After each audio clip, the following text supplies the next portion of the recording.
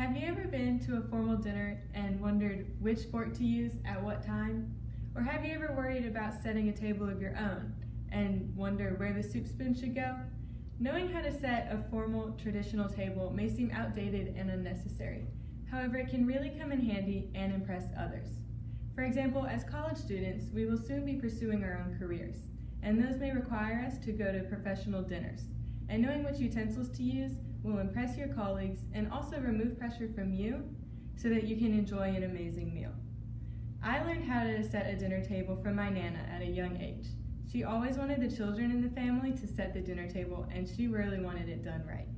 Since then, I have also read several articles, including one published on the Martha Stewart website by Rebecca Lowen in March of 2015.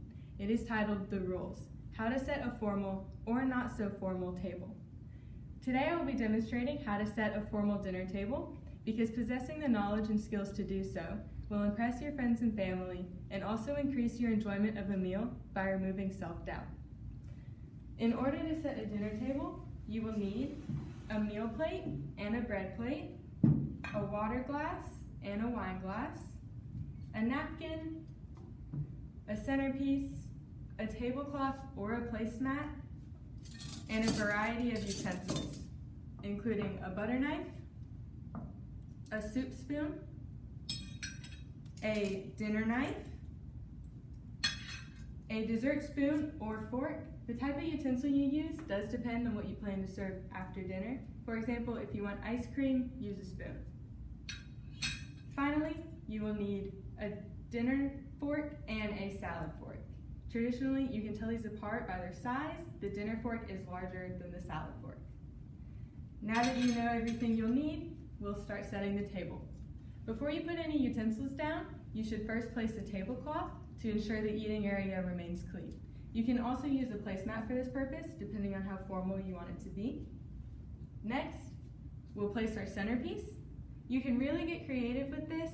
It can be something that relates to the season, such as seasonal flowers, or something that will remain constant throughout the year, like a candle. However, if you do use a candle, keep in mind they're traditionally only lit at night. Now, you'll set your fork on the left and your knife on the right, about an inch from the edge, and leaving enough space for the plate in the middle. Also keep in mind the blade should be pointed in towards the plate and away from other guests to avoid dangerous contact with the blade. Next, remember that people eat from the outside in. Because of this, we'll set the salad fork to the left of the dinner fork because you eat salad before dinner. Following this pattern, we'll place the soup spoon to the right of the dinner knife, again because you eat soup before your main meal. Next, we'll place our dessert spoon or fork above the area where the plate will go. This is because you won't need it until after your meal, and that just keeps it up and out of the way. Now we'll place the meal plate. You do this at this time because in some cases, dinner is served from the kitchen and brought out to the table, and you already want your utensils to be set. Now we'll take the bread plate and place it up and to the left of the meal plate, and the butter knife will go on it at a diagonal angle. Again, the blade should be pointed towards the plate. The empty space in the top right corner is for our drinks. We'll place the wine glass first, and then the water glass to the left at a diagonal angle.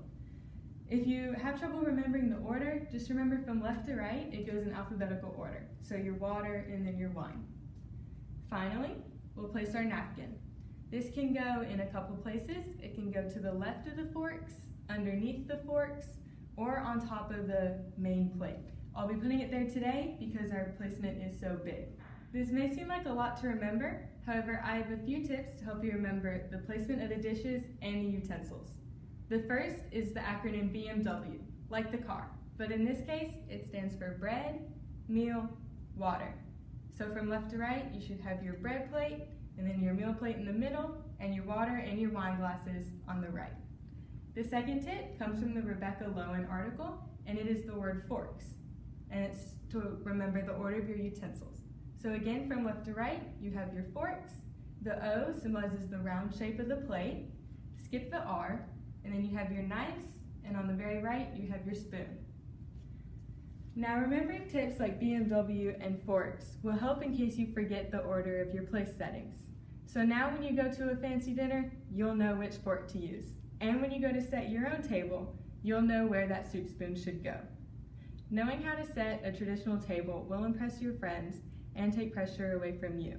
Whether you're hosting or attending the dinner, knowing how to set a table is a valuable skill. And hopefully this demonstration will remove any pressure you feel. Thank you.